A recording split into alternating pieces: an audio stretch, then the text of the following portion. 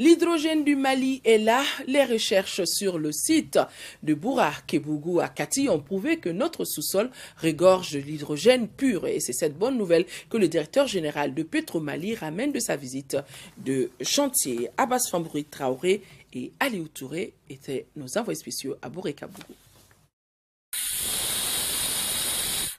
C'est un don de Dieu, ce site gazier d'hydrogène de Boura Kébougou. Et cette visite du président de Petroma dans ce village, à 70 km de Bamako, avait comme objectif de s'enquérir de la cadence des travaux de l'exceptionnel projet d'exploitation de l'hydrogène.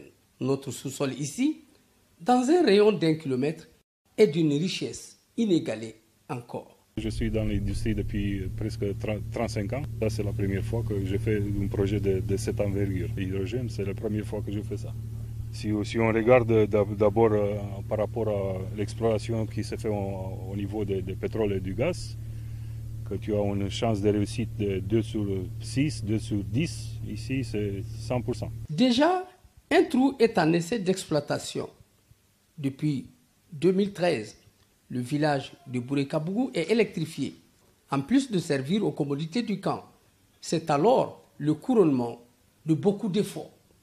Au-delà de l'alimentation du village de Boura Kébougou en électricité, on essaie de voir ce qui est là aujourd'hui en gaz, si ça ne peut pas produire de l'électricité pour tout le Mali, et si on ne peut même pas l'utiliser pour faire une station à hydrogène, pour des véhicules à hydrogène, et pourquoi pas un jour des trains à hydrogène. On essaie de voir également si on peut utiliser pour faire des engrais. Le Mali est aujourd'hui le seul pays au monde où l'hydrogène naturel a été utilisé pour produire de l'électricité. Et le Mali est aussi aujourd'hui le seul pays au monde où on produit de l'hydrogène par des sondages et des forages pétroliers et gaziers. Et ça, pour moi, c'est quelque chose qui peut permettre aux Maliens de commencer à espérer des meilleurs lendemains, Inch'Allah. C'est dire qu'avec l'hydrogène à Boura Kébougou, très bientôt, un nouvel espoir brillera sur notre pays.